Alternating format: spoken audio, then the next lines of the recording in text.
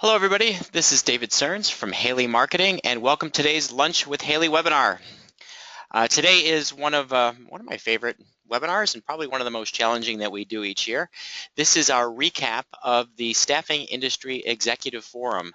So just a couple of weeks ago, myself and Brad Smith and Ryan Marr were all in Phoenix, Arizona for the 25th anniversary of the Staffing Industry Executive Forum. And it was an incredible event, a gorgeous venue, incredible content, amazing opportunity to interact with other staffing professionals. And in the next hour or so, we're going to do our best to try to recap some of the highlights of what we saw. Now, I do want to say before we jump in that there is really no substitution for attending the Executive Forum live. So if you have never been to the Executive Forum, I believe next year is in San Diego, get your tickets, come join us. It really is a premier event, arguably the top speakers, and if you don't give them the number one slot, for sure you give them the number two slot. Talk to anybody in the staffing industry. You just learn so much, not just from the presenters, but also from the opportunity to interact with so many incredibly smart staffing executives all in one place. So for today, Brad and Ryan and I are going to do our best to share a few bits of information from what we got out of this year's conference. We're going to talk to you about just some general highlights of the show. We'll give you a quick rundown of, I think, 3 of the 4 main keynotes that we're going to cover. We're going to provide a even quicker overview of a number of different breakout sessions that we attended and kind of our thoughts and feedback on those sessions.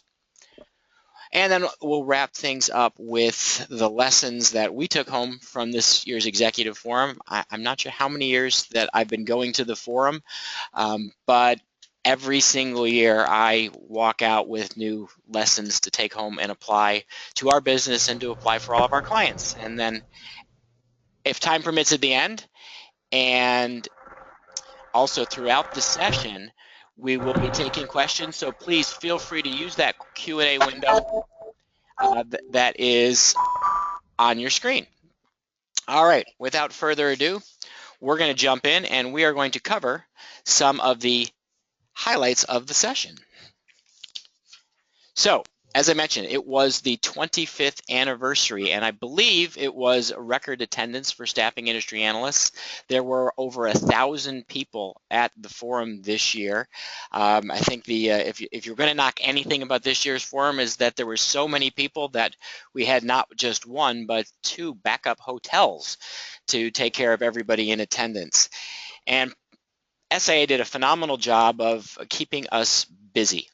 So normally the sessions start late on the first day or the morning of the second day, and they just start with a reception the first day. Well, this time it started in the afternoon on the first day, and I think the first session the next day was at 7:30 in the morning, and there was content all the way till 6 o'clock at night, packed with ideas and information. And usually about midday, you feel like you have a hangover even though you didn't go out drinking, just because your head is so crammed with information. What we heard from people all over the place is a refrain that's not going to be a surprise to anyone on today's call. Business is booming and talent is scarce. It's very hard for people to fill all the job openings they have, and a lot of our conversations were centered around recruiting.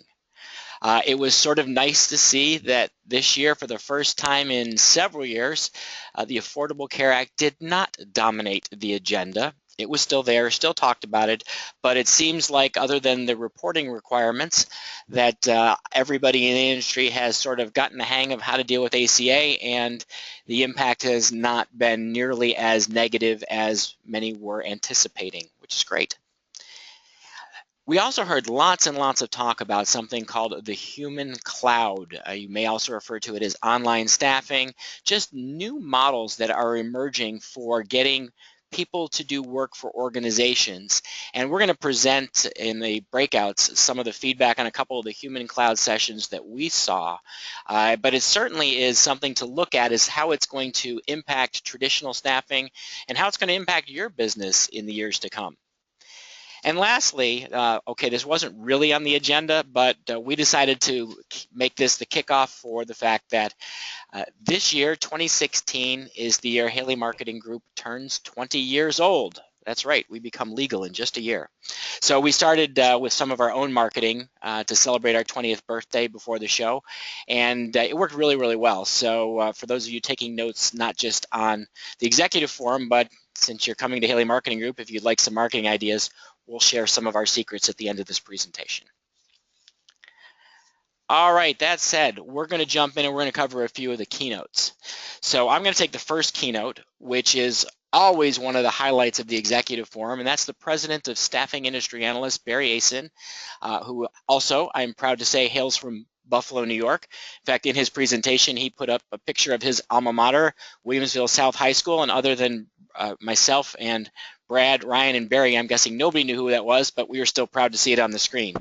So Barry's presentation was sort of like the story of Christmas Carol, excuse me. He talked about staffing industries past, present, and future. The official title was Where We Came From, Where Are We Going?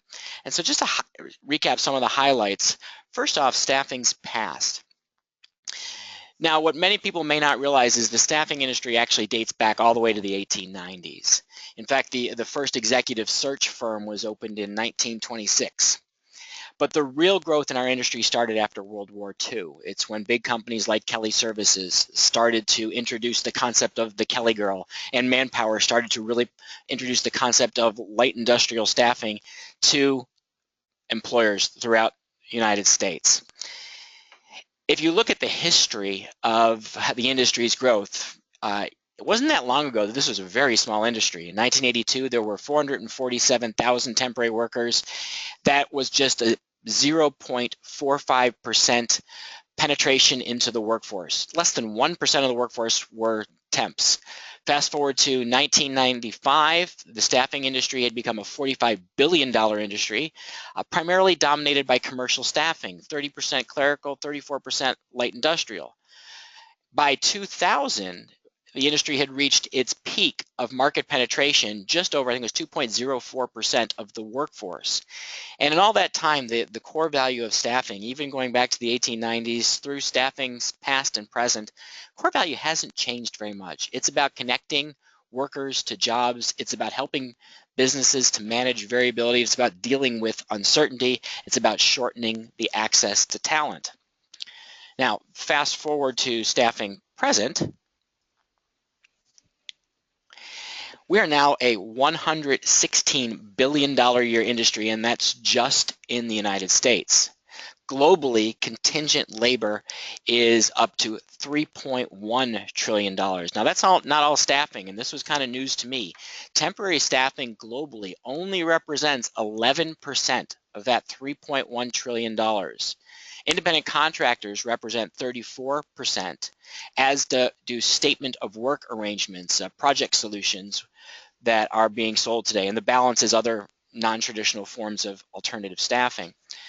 So if you're out there today thinking about how do I grow my business, remember what you do only represents 11% of the total spend. There's huge opportunities to look at the independent contractor workforce, which is a lot of what that human cloud is doing, and the statement of work opportunity, which is many of the IT staffing companies have already done, but has not been as adapted in other segments of the industry. But there's so much opportunity to grow by thinking more holistically about what is contingent labor. Some good news is the industry just this year got back to that 2000 peak penetration rate of 2.04%.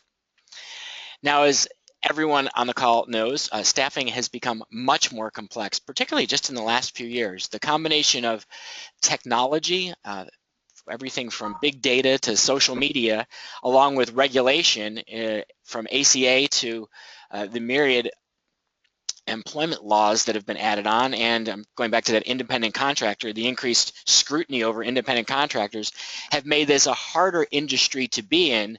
But if you're already in the industry, that's good news, because that means it's a harder industry to get into. So you won't see quite as many companies jumping into being staffing firms, and those that do are really going to struggle to learn this business versus those that are more established. One of the key points that Barry made was the industry today is becoming much more specialized, and the companies that are achieving the greatest levels of success in terms of their growth rates are those that are becoming hyper-focused, very, very specialized niche markets. And the last point about staffing's present is that it's a much more global business. The U.S. staffing market today only represents 37% of the world market for temporary staffing. So if you're doing business here only, there may be opportunities to find ways to do business in other countries. Then again, you also have to keep a watchful eye out because we're seeing more and more of those companies and suppliers in other countries that are looking to get into the U.S. marketplace. And that's one place that you're likely to see more competition arising. And wrapping up Barry's presentation, let's talk about the future and where the industry is going. So staffing's future, first off, is this year. Usually Barry feels pretty confident in his forecasts, and this year he said everything seems highly uncertain. The economists who are forecasting the changes in GDP for the U.S. economy keep reducing their expectations each month, and they're just not sure what to expect. We do know pretty much for sure that 2016 is going to be slower growth than 2015. Now, the star of the industry in 2015 was healthcare, which had growth, I believe it was 28% last year, and is still expected to grow another 12% this year, driven largely by the Affordable Care Act. IT has been a star for years. They're probably the only ones that didn't get quite as decimated in 2009 and 2010, and it's still expected to be an industry leader, growing at 6%. Happy to see that industrial is still doing well, growing at 5%, reflecting lower costs for manufacturing in the U.S. and overall strong manufacturing and distribution here. And the only one that's a little maybe disheartening is the low growth in the office clerical space, which is not seeing a lot of companies increasing their use of support staff to help their key executives, their key professionals to get more done. Personally, I've always believed there's lots of opportunity for clerical staffing companies to really help clients to find creative ways to get people who are being paid $40 and $50 an hour to stop doing their $10 and $12 an hour tasks. But unfortunately, if you look at the industry as a whole, that's not the way most employers are viewing it. Next point that Barry made was that looking forward, clients are going to get much more sophisticated about talent use. Now, we've seen that with the rise of VMS and MSP, and we're expecting to see even more sophistication as clients are demanding higher levels of services from staffing companies in terms of assistance with managing the workforce, taking over responsibility for managing larger segments of the workforce, and being more proactive to providing that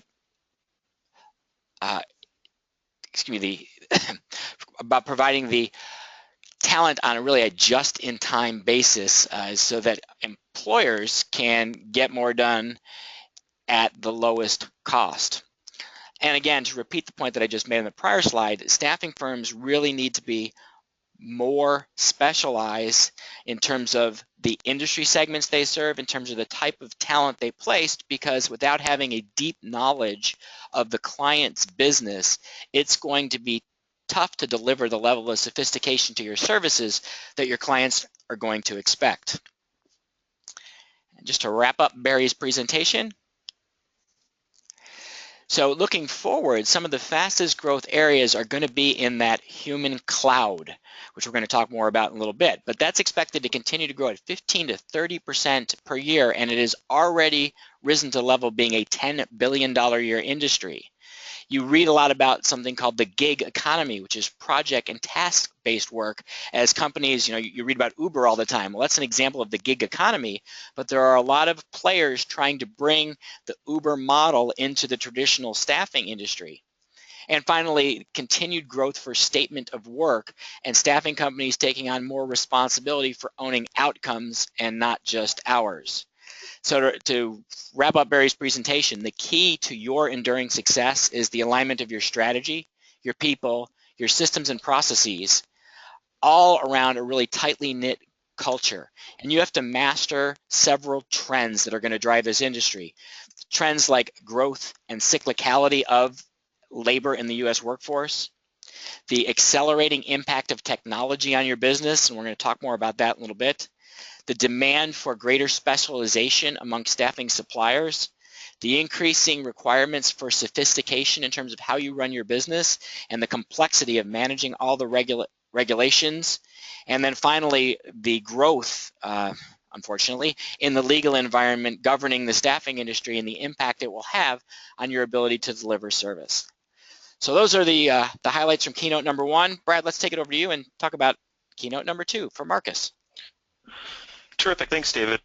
Marcus Buckingham is a best-selling author and consultant on corporate performance, productivity, and culture. And as Barry noted, culture is very important. If we want to succeed as a company, we need to have a strong culture. But as Marcus pointed out, the challenge with culture is when companies are evaluating their culture, they're looking at it on a company-wide basis.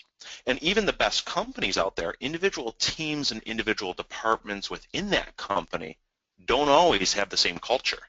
They don't always have the same performance levels. So when you're evaluating culture, you need to get more granular.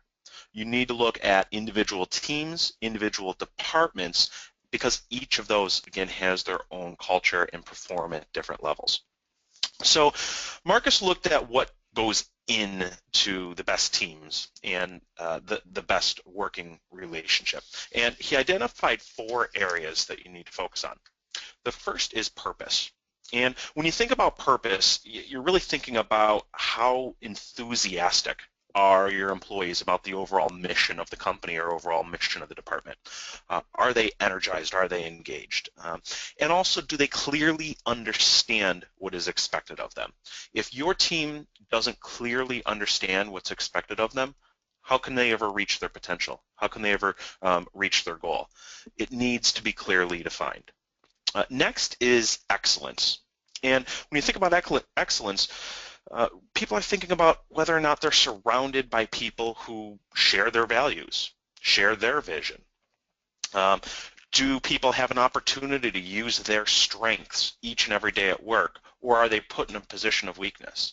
So when you're looking at excellence on a team level and corporate level, make sure that you have the right people in the right positions so that they can use their strengths and not focus on their weaknesses.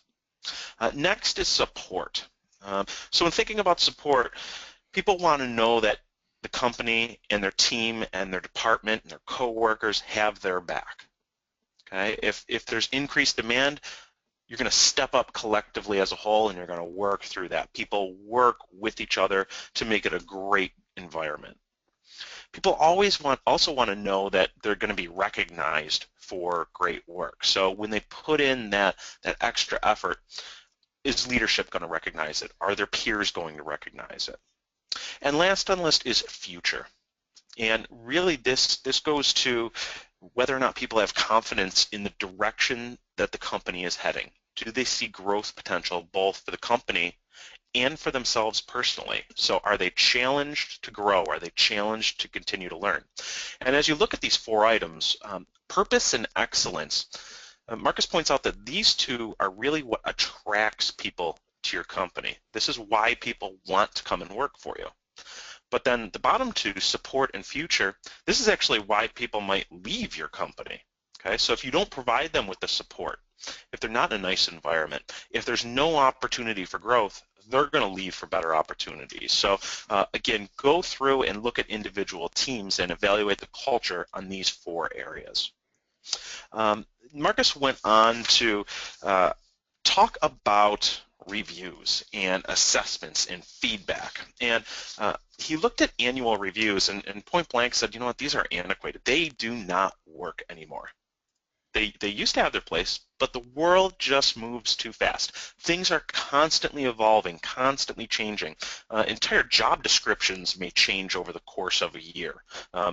Objectives change, goals change, and if you're waiting to do a review once or twice a year, you're past an opportunity there. You're losing out on a great opportunity to improve performance and capitalize in some areas. So instead of that, great leaders are doing frequent check-ins. They're doing this every week. And it's as simple as sitting down with each member on your team and saying, hey, what are you going to work on this week? What do you want to accomplish this week and what are your priorities? As a leader, we need to get people to think about that and focus on their priorities so at the end of the week, they check a whole lot more off of their to-do list. And again, as leaders, we want to make sure that we can help. It's our job. It's our job to put people in a position to succeed. And this isn't micromanaging, checking in every week. It's really enabling success for your team. Another thing is that you don't need to provide feedback. And that sounds kind of counterintuitive, right? But oftentimes when people provide feedback, it's negative. It's telling somebody about all the things that they did wrong so that they don't make those mistakes again in the future. Flip that around. Focus on the things they did right and share examples with them on how they can take it up another level. Okay? Don't focus on the negative. Focus on the positive. People learn and they grow in the areas where they have strength, not weakness. And unfortunately, most leadership is built on correcting weakness or looking at where a department or a person is deficient in skills and focusing there. Turn that around. Don't spend 80% of your time on weaknesses. Spend 80% of your time on the strengths. Build on those strengths and again, put people in an opportunity to succeed. And Ryan, why don't we pass it over to you to talk a little bit about 5 gears, kind of building off some of the things that maybe we just talked about. Yeah, absolutely. Thank you, Brad. So Jeremy Kubiak, he gave the final keynote on Thursday morning, Becoming an Effective and Productive Leader. And, as much as that title might focus on business or appear to be, I think it's fair to say that this presentation really resonated with the audience as much or even more so as it related to their family life away from the office as it did regarding their hours at work. Jeremy, he talked about how his own personal challenges led him to the idea of all of us having 5 gears that we operate in. He has reverse, so I guess it's 6 gears. And just kind of go through these from the top gear down. 5th gear. 5th gear is about being in the zone. When he was presenting, I was picturing our creative team with their headphones on, just laser focused on an innovative design for a website or a collateral piece they were working on, or writers, programmers, anyone who needs to just have that sole focus on one thing at one time and go deep into that project. That's what this gear is all about, being locked into one all-consuming project. It doesn't lend itself to multitasking or being distracted. They really need laser focus. So that's 5th gear. Next is 4th gear. 4th gear, all about multitasking. And this is where the vast majority of us apparently spend most of our time based on the audience response at Exec Forum. It's just the way today's world works with electronic communication and all the things we have on our plate. Our project managers are a prime example of this. They're emailing and calling our clients. They're assigning tasks on our clients' behalf to the various departments here, and they're always juggling and prioritizing their to-dos. But definitely the one that most folks related to as being in the majority of their time. 3rd gear is social mode. So, those after parties at Executive Forum, even after those long days, being social there, and even though some business certainly gets done, social mode is about, just being casual in a social gathering. You don't want to bring in, the business world to Friday happy hour and bog somebody down with a 2-hour conversation about a project idea, nor do you want to go too deep with personal relationships. This is all about just being able to enjoy casual interaction with one another. And the next one, 2nd gear, connect mode. The challenge that most people related to and where Jeremy's biggest challenge was being stuck in 4th gear when it was time to really connect and be in 2nd gear with his wife and with his family. And I think any of us that are commonly in 4th gear, the real big takeaway from Jeremy's session was learning how to downshift. Maybe there's a landmark on your drive home or something where you can really put a conscious effort into shifting from 4th to 2nd gear before it's time to connect with folks that you love on a deeper level and not be stuck in 4th and scattered. And then 1st gear is about recharging. So, introverts and extroverts do this differently. He was talking about people that are challenged in third gear. There was a raise of hands of people that love to be in third gear, and then folks that avoid it like the plague and for different reasons. But first gear, if you're an introvert, you might be more inclined to meditate, read a book. Not that these things aren't things that extroverts can do as well, but extroverts, instead of going for a run by themselves, they might be playing sports or playing cards with their friends, but really anything that you're doing to just recharge your batteries and you're not engaging in any other way. And then lastly, there's reverse. That really just comes down to the ability to sincerely apologize and make amends when either you've been in the wrong gear or you just need to take ownership of something that you're sorry for. So again, the big takeaway here, most of us are in fourth gear too much. We miss the opportunities to connect and live a better life and be more productive. But Jeremy's brought this to large organizations where they've actually learned a sign language where they say, hey, I'm in fifth. That means don't bug me, don't be emailing me, my door is closed, I'm in fourth gear. These are just quick little signals that people can send one another by raising their hand, and when they learn that as part of their company culture, it's really helped them be in the right gear and not get thrown off. So that was the last keynote here. I think we're ready to move on to the breakout sessions. Great, thanks, Ryan. I will say the Jeremy presentation, it was kind of funny. Brad and I walked into the presentation late, and he was talking about being in the various gears, and both Brad and I at the time were busy trying to listen to him and stuck in fourth gear responding to emails.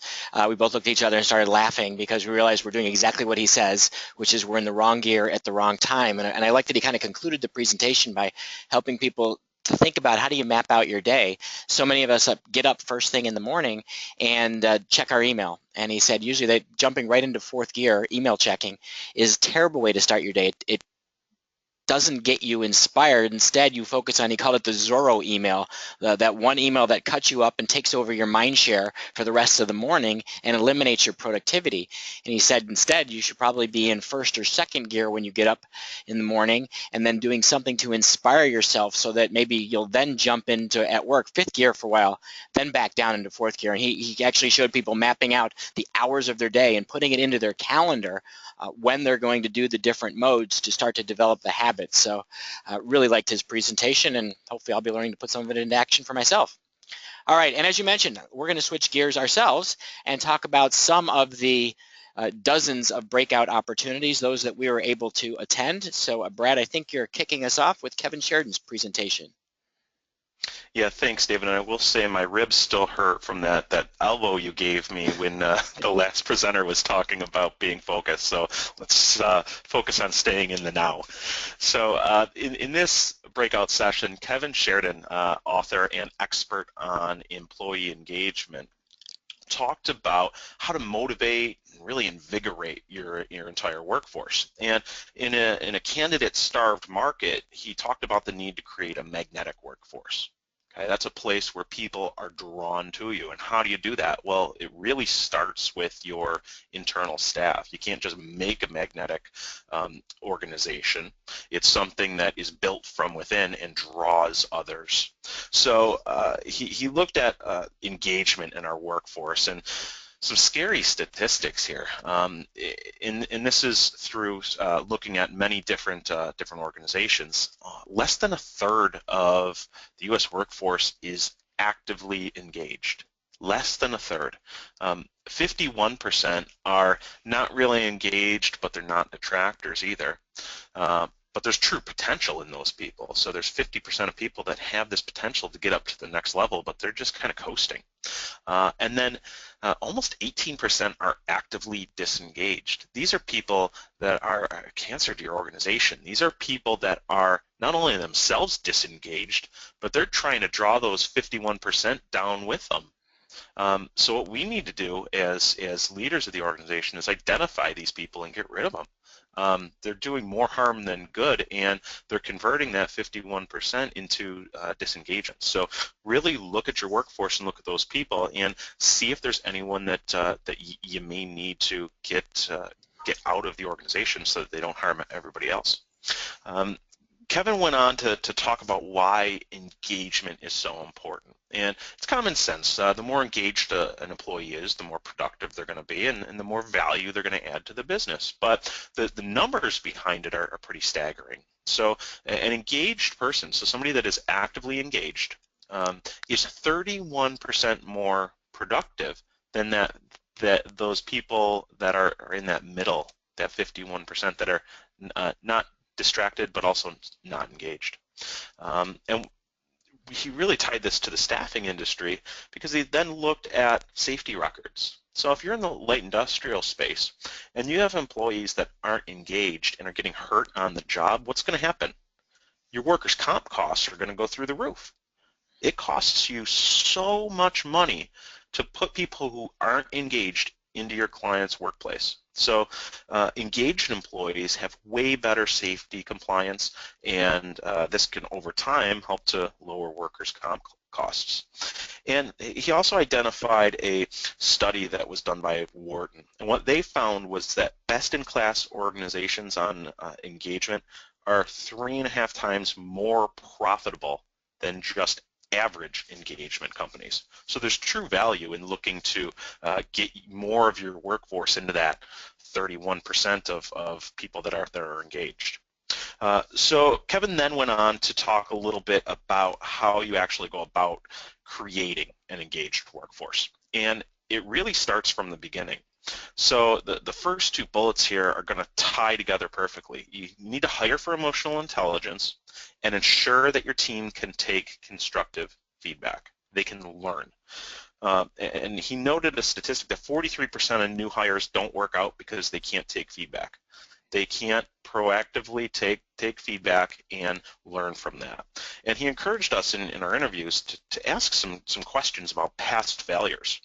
What you're looking for is somebody that makes an excuse. Okay, it's never their fault. That's somebody that's going to be disengaged real quick. Instead, look for somebody that you noticed they had an issue, noticed they had a failure, learn from that, put a plan in place to make sure that it doesn't happen again, and came out better in the end. Those are the type of people that you want to bring into the organization, and that engagement is infectious. So if they don't have emotional intelligence, don't hire them. And then as managers, the number one engagement driver across almost every industry, every type of organization is recognition. And recognition doesn't have to come in the form of money or increased wages. It's simple recognition. It's one-to-one recognition, and you need to make it inescapable as a manager. And what that means is putting it in your Outlook calendar, putting it in your phone. Maybe you have a spreadsheet. Go through the list of your team members and make sure you recognize them for the good work that they do. And then encourage them to recognize each other. Encourage peer shout-outs. Those are extremely powerful too. The last two bullets on our list here, invest in career development. Of course, we want to make sure that people have an opportunity to succeed and continually evolve. But we also have to realize that career development doesn't mean focusing on what they're not good at and helping them get up to speed. It's really looking at what they are good at and making sure they're in a position to use those skills. Too often we try to force fit people into a position that they're just not cut out for. And they shared a great story about a woman in a retail store that was hired in a janitorial role. So she was to go and clean up the store, sweep, adjust displays, make sure that everything was tidy. And at the end of her shift, everything was still a mess.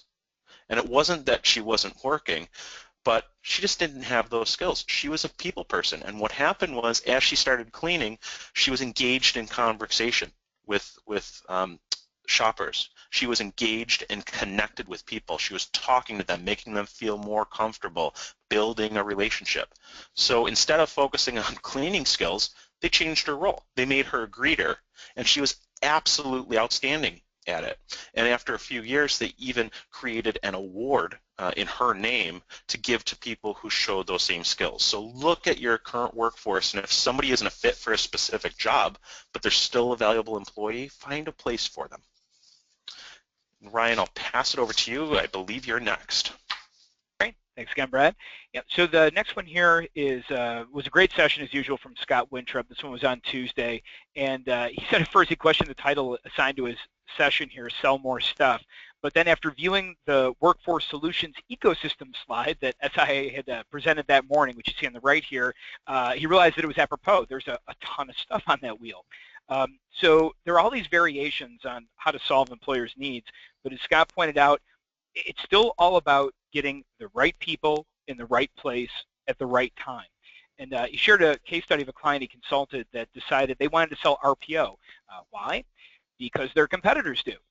They figured it was just another variation on staffing, but 6 months in, it was a total failure, and they disbanded the division.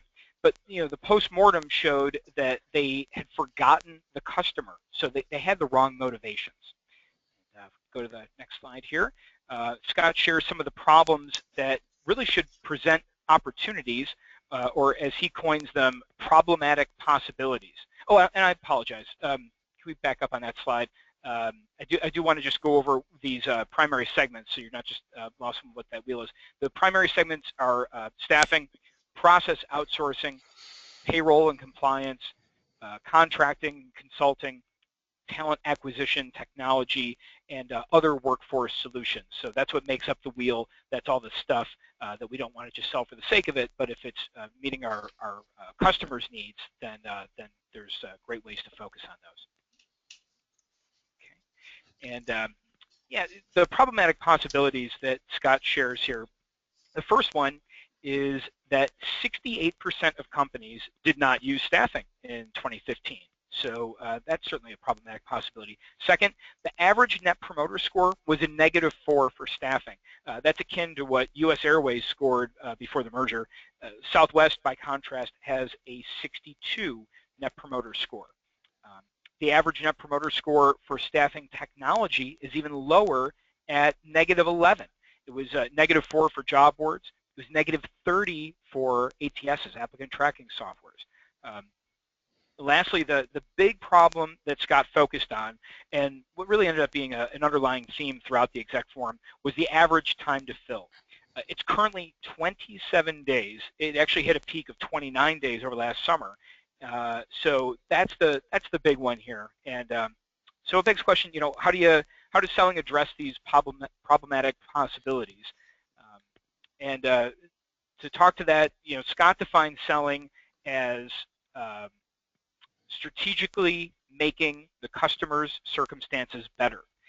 And that begs the question, how do we do that? How do we make them better, and what does better look like? So for salespeople to succeed, it has to be simple, it has to be executable, and it has to be memorable for them so they can easily run the play and execute on it. And so the questions that Scott suggested we ask when we're deciding strategically what to sell in order to make your customer circumstances better. First question, what are the significant outcomes that you wish to create? Scott pointed out here, it's a mistake that's certainly not exclusive to staffing, but he shared that the biggest mistake in staffing is giving the client exactly what they say they want. You could have a customer requesting a VMS, but the VMS solution has been so problematic that the real answer is to get away from VMS altogether. Second question is, which stuff creates those outcomes? And I love his tip here, offering 3 tiers as possible, if possible. So what he's talking about here is allowing yourself to offer all the choices that your client could need. If you only offer one solution and say this is the best way to do this, they might need your competitors to offer the other solutions, presuming that they want a sense of choice. Instead, if you offer 3, you could say, hey, Mr. Buyer, we could give that to you, but here are these 2 other solutions that may be a better fit, and that way you're owning the entire consultation and owning that process between yourself and the client. Next one here, can you deliver that stuff today? Certainly an important question to identify whether you can deliver on this, and if not, the fourth question, what are you going to have to spend in time, in money, and your own reputation? Again, going back to that example of the client that went into the RPO world, It certainly was a costly adventure for them, and it actually hurt them with the clients that they couldn't deliver with. So these are the things you need to consider. And Scott also talks about 5 impact areas, and he kind of offered grades for staffing on each of these. Flexibility got an A. The industry is delivering more flexible solutions, as you saw in that chart, that solve more of the customer problems. There's no doubt about that. So the industry is flexible. Accuracy got a B, not bad, but he pointed out if you're selling talent, you're really selling the only product that can say no when it's sold. So it's not perfect. Maybe it'll never be perfect, but certainly something to shoot for is greater accuracy. The third is quality. Just the question, where is your quality of talent or quality of your service inconsistent, and how can that improve in staffing? And there's definitely room for improvement there across the industry. Fourth was value. Getting better industry-wide, but what do your customers value most, and how can you deliver more of that? And then the fifth here, immediacy. And Scott sees this as by far the biggest problem in the industry. Customers need talent yesterday, and as you saw before, they're waiting 27 days on average. So we can go to the last slide on this one. On-demand hiring results. So I'm not going to go into the case study that Scott shared here. I'm just going to go through the results for time, but you can certainly Google Scott Wintrip and reach out to find exactly how he's done this and how he's planning to do this for future clients. 0 time to fill. This hits all 5 impact areas. He's able to help his client find a way to fill those needs immediately, not 27 days, but right on demand. Organic exclusives, ways to create things that only that client could deliver. A 10x return on recruiting. He coins it ROR, but taking the investment that you make in recruiting and delivering a 10x or greater value on that. And then lastly, over 40% gross margins. These are all real results that Scott had delivered for his clients in really working backwards from the problem and understanding how to address that. So Scott's consulting clients on how to deliver on-demand hiring. The problem of time to fill, that's really the big one. Another thing he talked about when focusing on results, look at your competitors' websites. And there's a big miss there. You ask the question, what's the ratio when you're looking at a competitor's website of how much copy, how much content they've got around their methodology, their process, versus the results they deliver? And most of them are 10 to 1 on the wrong side of the coin, talking about their methodology and what they believe makes them special, but the results are really what differentiate them. And so there's a really big miss there and a great opportunity to assess what you're doing with your own marketing to improve on that. David, I believe I'm passing the baton back to you. Great, thanks. And as we transition, I kind of want to hit that last point again about websites in the industry. One of the things we're always asking people for is great case studies and testimonials. And so much of our industry, when they collect testimonials, they get letters from clients saying, well, I loved working with Sally. She was fantastic. Or John Smith was an incredible temporary, want to get that person back. But they're not examples showing, well, we used to try this approach and now we switched to ABC Staffing's approach, and here's the impact it made on our business. And as an industry, we would do so much better if we get in the habit of collecting these kinds of performance metrics and then leveraging them in our own marketing, but also in the marketing of the industry as a whole.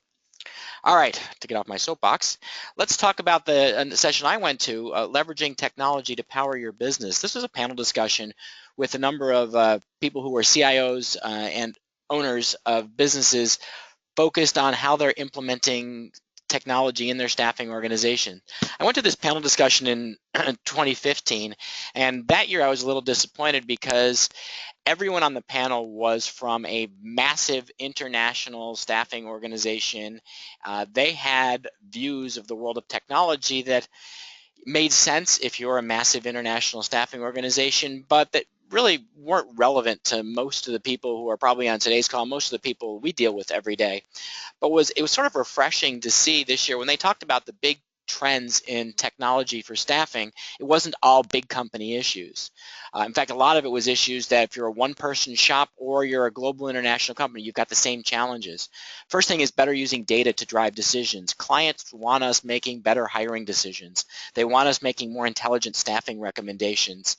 And the analytics are just starting to get there to use that data to really do hiring in a more scientific manner.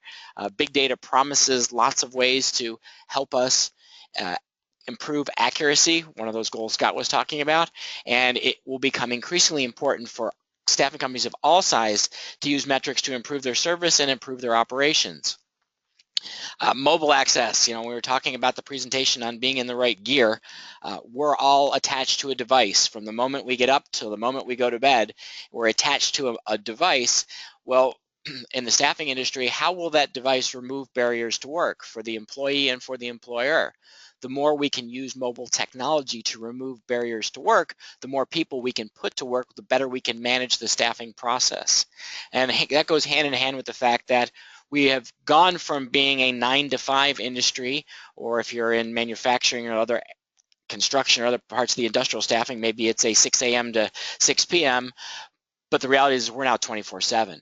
And clients expect us to be accessible all hours of the day. We may be staffing all shifts, which we may have always done, but we're always expected to be there to provide service. So how do we provide that when we really can't work 24 hours a day? And in most of our businesses, it's not cost effective to staff the off-time work hours, but how do we still continue to deliver service and monitor our service quality during the off hours?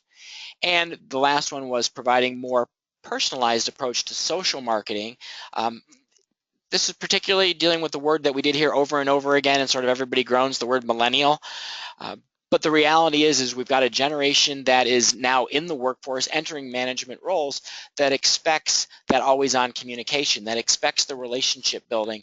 And how do we create a more personalized approach to our social marketing and our day-to-day communication than we are currently delivering? Big question that was asked to the panel is technology going to replace the recruiter? There was a big emphasis at this year's executive forum on artificial intelligence and what could a computer do versus a recruiter do. And most of the people, not surprisingly, in the industry said, oh, there's no way a machine could replicate what a recruiter does. What was interesting was the response of the panel, which said, well, that feeling is both right and wrong. And it really depends on the value your recruiter are delivering. If you're sourcing and doing hard skills evaluation as your primary value add, all of that can be outsourced to a machine. If you're really good at the soft skills evaluation that still require human assessment, that's the value the recruiter cannot be replaced by a machine. So as you think about technology in your business, you can get cost efficiencies by going to more automated sourcing and talent hard skill evaluation and giving your recruiters more time and training to be better at the soft skills. The next question they're talking about is, what are the keys to technology success in the staffing industry? Number one was focus. Focusing on the things that you should be good at in terms of technology and outsourcing the things that you shouldn't. And I'll talk more about that in just a minute. The second is governance. There are a lot of companies that have been struggling with social media policies, rules on take-home office equipment. And now, thanks to the change in exempt versus non-exempt classification, how do we even govern what's billable time when a lot of people who were exempt employees are suddenly going to be non-exempt? So governance is going to be a key technology issue as to how do we manage, track the hours people are really working. Another important point the panel made was don't look at IT as a way just to cut cost. Look at IT as a way to enhance revenue generation, and every project must be tied to how you make money. It's got to help you fill more jobs, market more effectively, or recruit more efficiently. If it's just about cutting cost, ultimately that project may not have the return on investment that you want. And then finally, the panel talked about some best practices in technology. I mentioned outsourcing. They said to get rid of all the infrastructure and tools. Go to web services for the tools you use on your desk every day, whether it's Office 365, your email being outsourced, your server hosting. Get rid of the stuff so you maintain as little technology as possible inside the walls of your offices. Rely on vendors outside that can afford to make the investments in system upgrades you can't. And we still see companies that, even small companies, that are building their own ATSs or building their own CRM systems. And that may be great when you first build it, but then you recognize that that project is going to take on a very expensive long-term life of its own. And if you can't keep up to date, what was wonderful in 2016 is useless in 2018. And you want to invest in technology at the level where you do it well. In other words, don't underinvest. If you're going to go half-heartedly into your tech investments, save your money.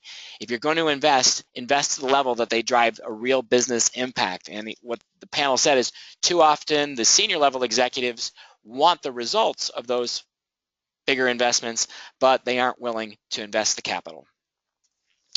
All right, Brad, let's transition to your presentation.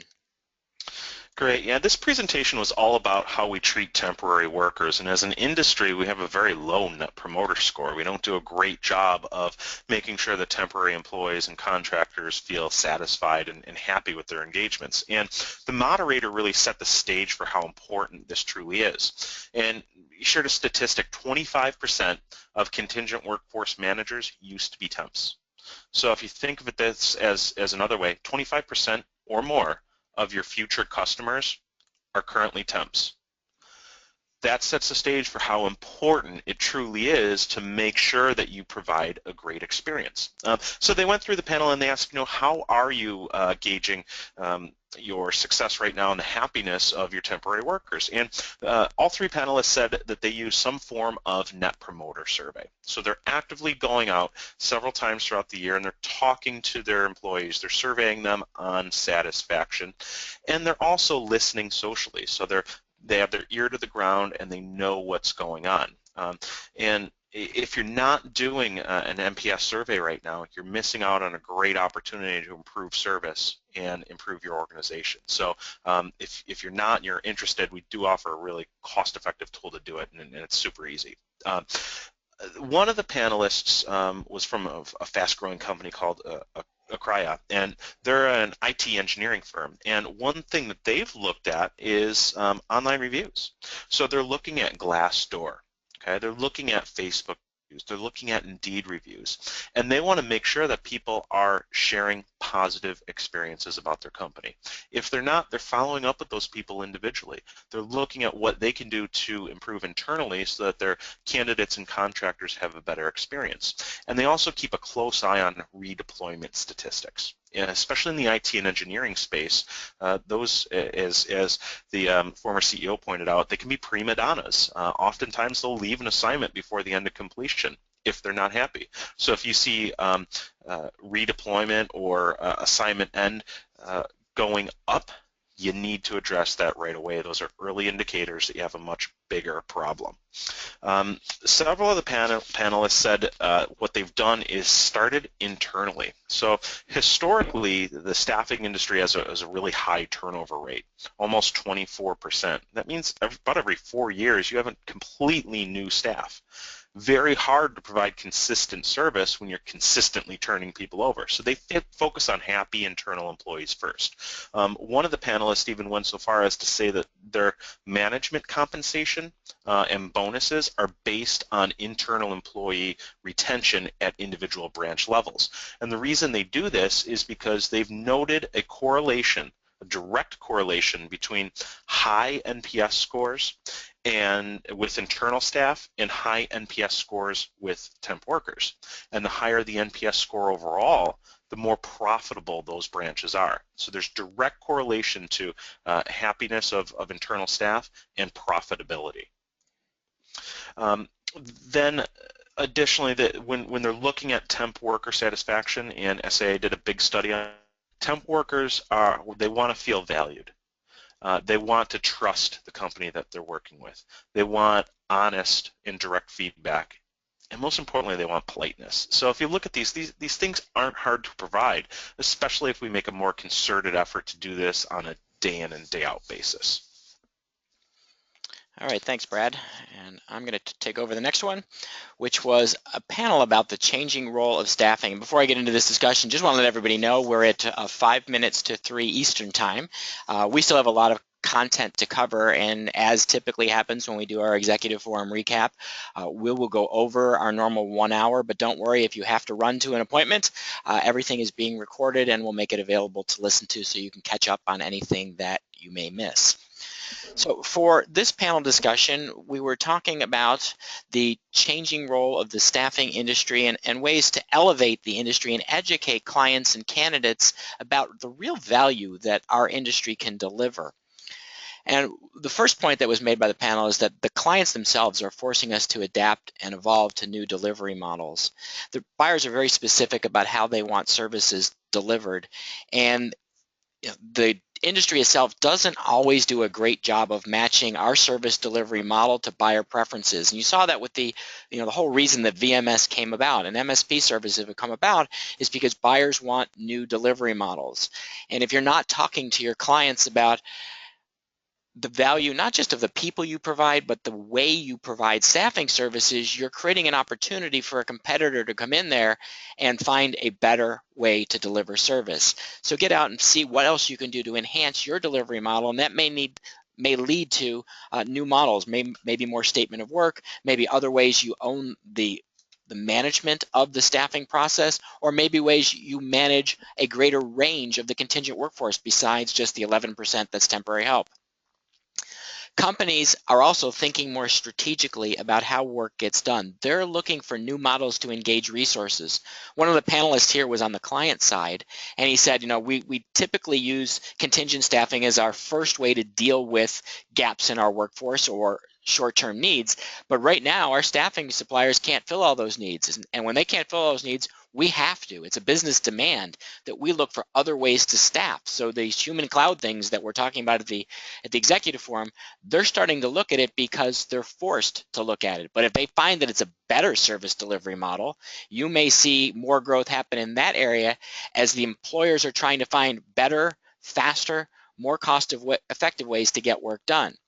The candidates themselves are also looking at alternative staffing arrangements, alternative work arrangements, and some are seeing great opportunities. Whether it's an IT contractor who says, I can make more as a 1099 employee being my own one-person business than I can as a direct employee, or maybe it's a healthcare professional who says, I love the freedom of travel and contract nursing because I hate the red tape of working for a large healthcare system.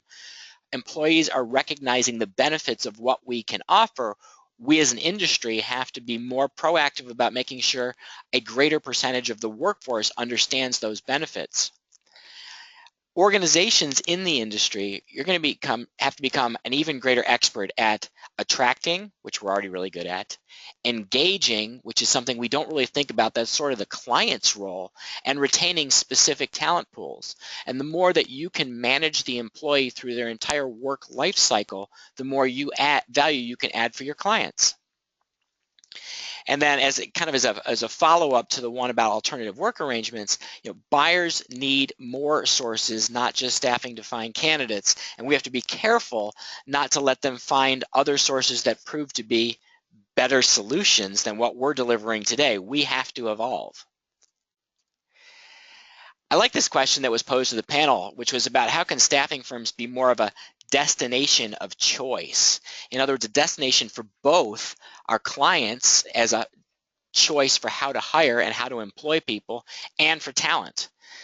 First recommendation was to understand where you fit in as a service provider. Don't follow the trends just because healthcare is going to be fastest growing, therefore let's become a healthcare staffing provider, because you won't do it very well.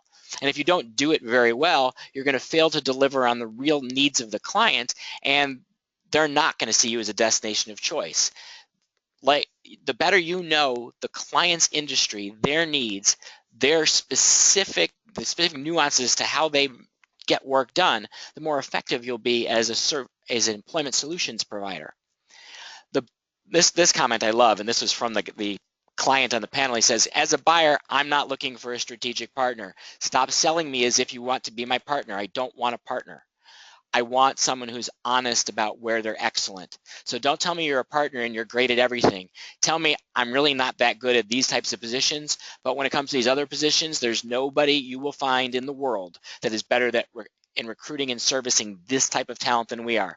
They want a surgeon to be their specialist for different types of talent.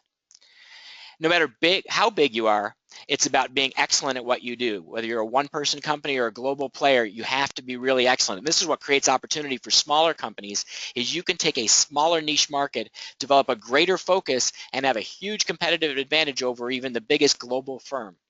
You can bring ideas to your clients, how they can better serve their customers, because ultimately, nobody's buying staffing because they need staffing. They're buying staffing because they need to deliver some result to their clients.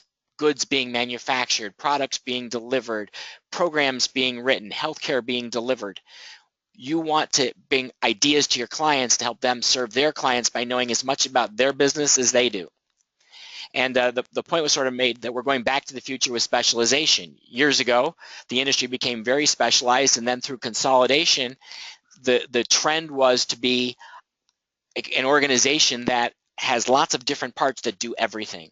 Well, that is proving to be not as valuable to the client as an organization with very deep specialized knowledge.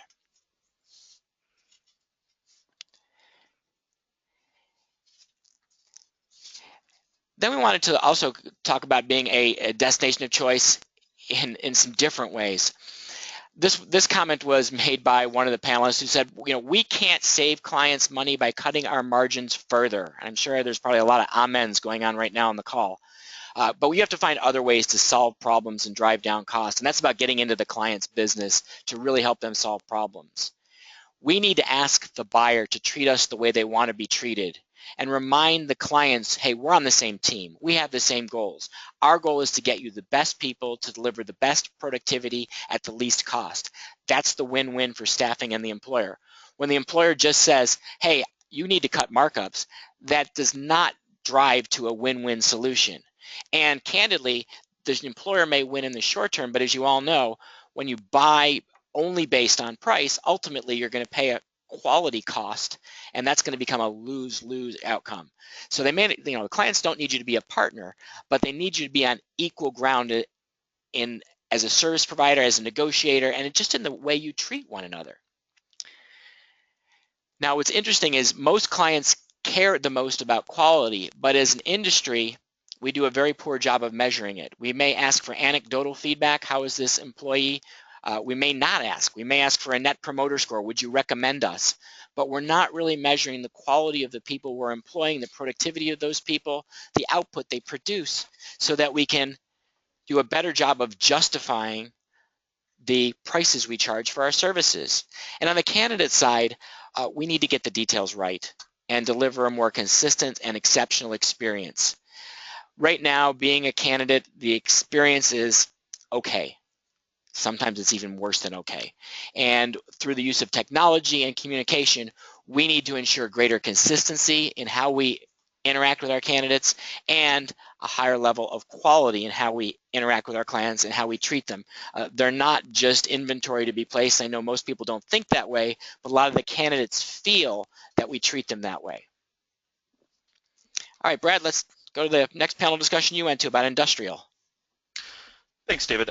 In industrial, we focused on just that, light industrial staffing. And they had a great group of panelists from some of the leaders in that space, companies that are on the fastest growing staffing list and continually year over year. So they shared some really nice insight. And staffing industry analysts projected 5% growth in the light industrial space. The consensus across the board for all of the panelists was that 2015 ended really hot. It was an outstanding, knock your socks off end of the year. And it slowed a little bit. So two of the panelists said that incoming orders have softened just a little bit. Two other panelists have said that the jobs aren't disappearing, but the skills gap is becoming a real challenge for them, and that's holding growth back a little bit. But they also said that buyers are starting to become more mature and more strategic. there was a comment that companies are using more staffing services now, but not because their business is growing and they have more demand, but really because they're looking at driving efficiencies and effectiveness within their business. They realize that their contingent labor workforce model internally isn't as efficient as it can be, so they're bringing in partners from the outside to drive down cost there. So again, it's a more strategic buy.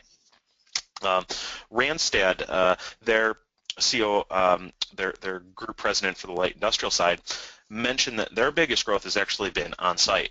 Their on-site locations are growing at 3 times the rate of their branch operations. But word of caution here is that on-site is completely different, a completely different sale and relationship as compared to that branch operator. You really need to get in and understand the client's business intimately. You become part of that business. It's a different kind of sale and different kind of relationship. There was consensus across the board that recruiting has been a real nightmare, and historically recruiting in the professional sector has been the hardest. That's where we see the highest markups, but there's been a shift. Less people are going into skilled trades and light industrial work, so it's becoming more and more challenging to find skilled workers in that area. As an industry, we need to educate the market that, you know what, it's going to take more to recruit in this area. We have to devote more resources, time, and attention into light industrial like we always have in the professional sector. So markups and pay rates are going to have to increase. And as an industry, we have to collect and band together and educate the market. And then finally, on this slide, they mentioned there's 2 ways to really improve your profitability and control costs. It's not pay rate, it's your workers' comp costs. So evaluate who you're going to work with. Don't take every assignment. Make sure they're a safe organization that's dedicated to worker safety. And unemployment. Look at who you hire. If your unemployment costs are going through the roof, get control of that. It'll help make your company much more profitable. And then they outlined where light industrial is growing and outlined some sectors. I won't go through all of these, but one of the big consensuses across the board was that they've seen huge growth in distribution, in logistics, in distribution hubs. The real challenge, though, is that these large distribution facilities are often popping up in rural areas, and it's almost impossible to find the labor. So companies that are very efficient and can identify and bring in labor for these large distribution facilities are going to set themselves up for success. And then a few closing statements and tips. Be selective in who you work with and focus on employee safety. It's going to help lower those workers' comp costs. Look at business models. Your business models are changing. Look at some of the disruptors in the industry and embrace them. And then finally, set a great example and build a strong reputation. And what the person meant by that is don't take orders you can't fill. I know it's very hard to pass up on orders, but they're only going to distract you and take you away from your core business. If you have 100 orders that you can't fill, that looks really bad on your end, and it's going to hurt you in the long run. David, I believe we're going to pass it over to you for the engineering staffing sector. Yep. Thank you. And I went to a panel discussion for the engineering sector, and this was sort of an eye-opener for me. I know engineering because we've supported a lot of engineering companies, but at the same time, some of the specific details of working in engineering staffing that this panel talked about, they were really new to me. And I was not surprised to hear that the engineering staffing sector was one of the fastest growing sectors until the collapse in energy. And as the panel got up there to discuss what was happening in engineering staffing, it was interesting. The discussion had nothing to do, or very little to do, with staffing, and a great deal to do with the specifics of the industries the engineering staffing firms served. If you're doing engineering staffing, this isn't news to you. If you're thinking about engineering staffing, that means if you're going to be successful, you have to be prepared to have very deep knowledge of the specific industry segments you're going to go after. Now, this also blew me away. Of the entire market for engineering staffing, the top 5 firms have 40% of the market. The top 15 firms have 53%. Engineering staffing is a big company game. There's a lot of VMS/MSP buying going on, and if you're a smaller firm, you're going to have to look at the organizations that probably are going to be smaller and not turning to these large national and global players to fill their technical hiring requirements. Just like the rest of the staffing industry, exactly a match. The U.S. market is 37% of the global market in engineering. And then specifically in terms of some sectors that are doing well, the oil and gas, not surprising, is doing horribly because of the fall in the price of a barrel of oil, particularly those people who are pulling oil out of the ground. We're cutting costs and slashing jobs. Some of the downstream, the refiners are doing well, but the strongest segments in engineering are automotive, petrochemical, and infrastructure. Here, time to fill is a little bit longer than the industry average. Now, the presenter said much longer, but the industry average was only 27, so it's about 10% longer than the rest of the industry. But it's taking 30 days to fill. If you can apply some of Scott Wintrip's lessons and reduce your time to fill, you stand the chance to do very well in engineering staffing. One of the nice things here is that while MSPs do deal with some of the larger players, because of the very specific nature of the roles to be filled, the market penetration of MSP is much smaller than other segments. Less than 15% of engineering staffing is purchased through MSPs. And the key to being successful, if you're going to get into this segment, is to develop deep technical knowledge, not just of the segment you're going to focus on. If you're going to go in the automotive industry, you need to speak that language as if you work in that industry. Same thing if you're going to do petrochemical or energy. And you want to have, I wrote on here niche specialization, but it's almost micro niche specialization in job disciplines that you literally can have recruiters who individually are the best in the world at filling those specific job functions and then market their skills to employers that hire those kinds of people. All right, and then we're going to wrap up our session discussion with two very interesting ones, getting to some of that human cloud that we've talked about before. So Brad, tell us about Wonolo, which I hope I'm pronouncing correctly.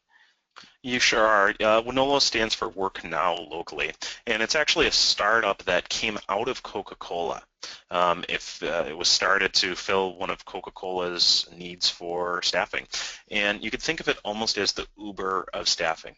It's an app that employers can use and workers can use, and it's crowdsourcing talent.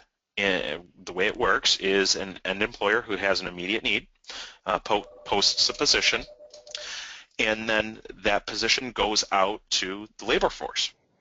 And their time to fill is 4 minutes on average. Imagine that, 4 minutes to fill a position. They have a 90 to 95% fill rate, and they have a 25% markup. And this works wonderfully because their overhead and recruiting costs are extremely low. There's no overhead, no branches. Right now they're launching in larger markets in Southern California, New York City, Chicago. But for staffing firms out of there, it should scare you a little bit because it's a very interesting technology, but also show you that there's opportunity in changing your thinking and adapting and thinking about how disruptive technology like this can give you a competitive advantage. And David, I know another one that you're going to focus on is Work Fusion, which was really interesting too. Yeah, this one was just fascinating to me, and I definitely thought that I do not have the brain power to understand this company fully. There was a keynote presentation, one that we didn't cover, that talked about artificial intelligence, and it was the rise of the machines. It was all about robotics and artificial intelligence, and we didn't cover it today because it was a lot of fun, but it wasn't quite as directly relevant to staffing. Except looking very long term. Well, at least I thought it wasn't as relevant to staffing until I went to this Work Fusion presentation. And this is a company, Work Fusion, that businesses to automate repetitive processes. So it's a mix of robotics, automating handwork, and cognitive automation, which is replicating the human brain. So what Work Fusion does is they say the center of most business processes is human beings doing labor. And technology supports those human beings. They sort of said we can invert the model and we can make technology the core of the business with human beings supporting the technology. So what they do is they'll look at a business process. Now, typically we're not talking about like a manufacturing process. We're talking about a cognitive process, something that might be a repetitive clerical task where people have to think and process data. They're taking a process like that and they look to improve the process as step one. So they break down the process into all of its components parts. They qualify the workers who are doing the work to see who's doing it right, who's not doing it right. And then they figure out how can we reorchestrate the workflow to be more intelligent. Then they apply machine learning, kind of their black box, where a computer literally learns how to do the tasks that the humans are doing. They take in high quality data, they create and train models for how to do the work, and then they deploy machine workers rather than human workers to process the workflow. It works for projects that are very high volume with a high degree of complexity. So they gave an example in the presentation because I was having a hard time understanding how in the world does this apply to staffing. And they gave an example of a bank. And the bank had to do account settlements when new accounts went live, and they were processing approximately 1 million transactions a year. So what they would do is they would take these transactions, and they had a team of 75 people in India who would do the processing. Well, WorkFusion came in and looked at this process and said, what can we learn? How can we do it better? And they applied their model to look at all the different data formats that were coming in, and there were 1,000 different ways the data might come in, and that's what the human beings would do, is interpret the data and figure out how to complete the reconciliation, the account settlement. They taught the machines how to recognize those 1,000 different inputs, how to process them appropriately, and how to complete the output. As a result, they took the average processing time of 15 minutes per transaction down to 30 seconds. And they eliminated, I believe it was 80% of the human labor used to do those account settlements, all done with artificial intelligence. Now, if Brad's presentation from Winolo didn't scare you, this one should, because not only are we getting staffing done in a new way, but we're not getting it done by humans for roles that we always thought had to be done by humans. So interesting stuff about not just what's coming in the future, but what's here today. All right, folks, we are just about at the end. So we're going to wrap up today's presentation with sort of our rapid fire lessons from the 2016 Executive Forum. And Brad, I think you're up first.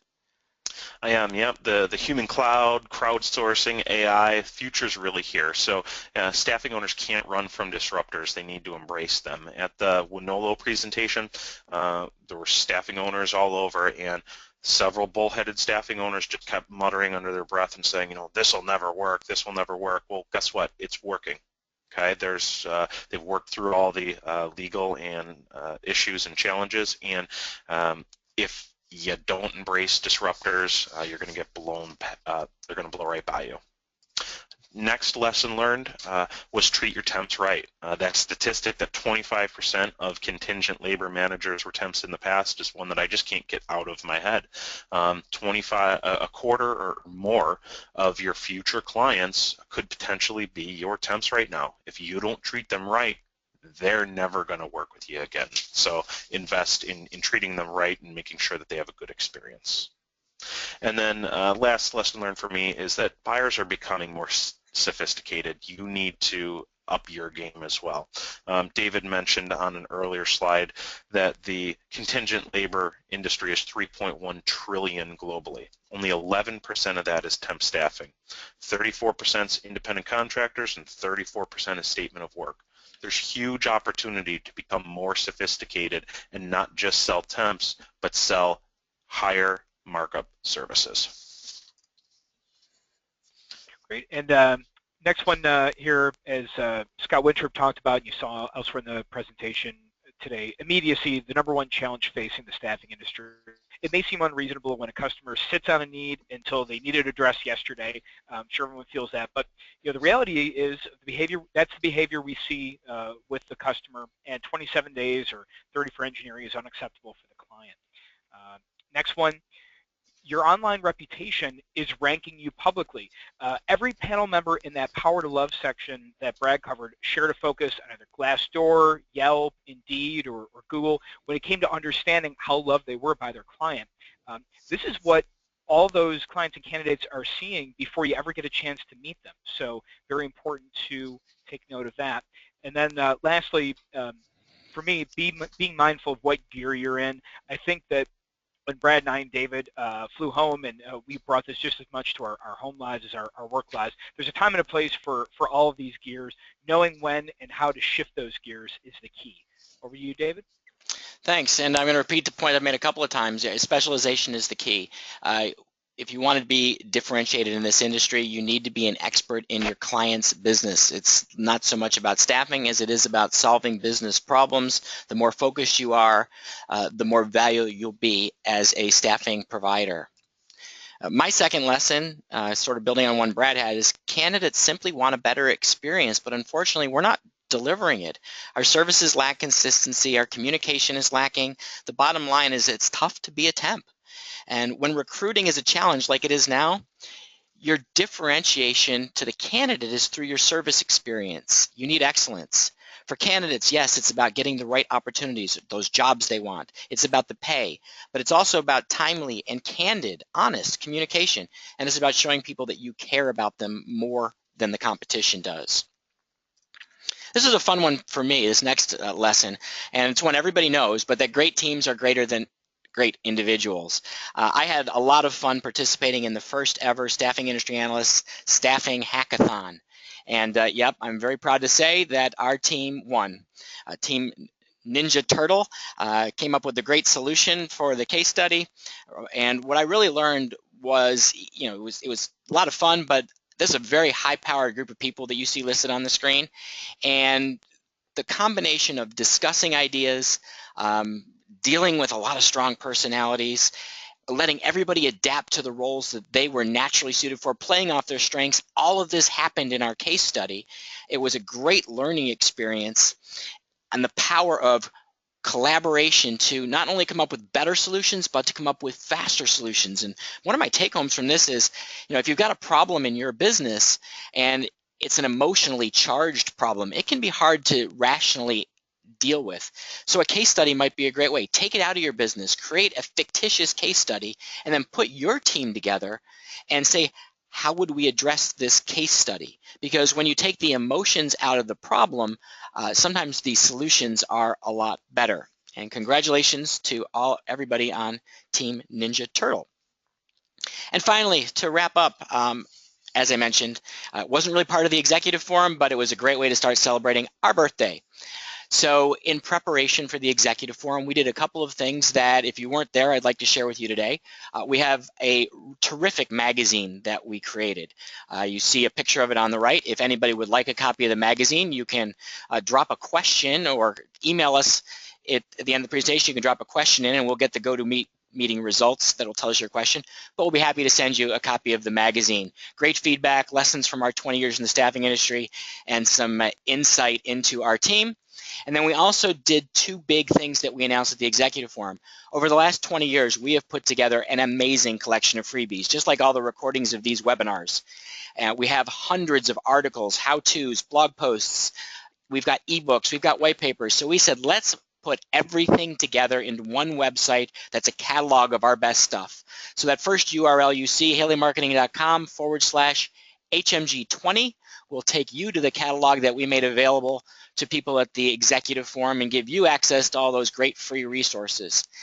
And lastly is we also kicked off this year with some very big deals on our services. One of the lessons we've had over 20 years is that marketing works best when it's not one-dimensional. And for many staffing companies, there's really one way to sell, one way to generate sales leads. And if you think about marketing like a spider web, a web with one strand is pretty weak. So what we did is we put together a series of bundles focused around different types of goals: lead generation, digital marketing, recruiting, website development. We put together these bundles and made incredible promotional offers, which you can find at haleymarketing.com/2016deals. So with that said, we have reached the end of today's presentation. If there are questions, we'll be happy to stay on. There's one that's come in so far, is how soon will the recording be available? And the answer is it will be available early next week, and it will be added to our lunchwithhaley.com website under the on-demand webinars section. And speaking of Lunch with Haley, we have 2 webinars coming up soon. We're doing one next month on SEO for your staffing website. There's been a lot of questions about how do I get ranked more effectively. I was going to say ranked higher, but Brad would slap my hand because it's really no longer about getting ranked higher. It's about driving more traffic from search engines. And we're going to talk about what that means and how you do it on Thursday, April 21st. And also there was a lot of talk at the executive forum and on today's call about the challenges of recruiting. And we launched a pretty incredible new service at the end of January called Re-Recruiting.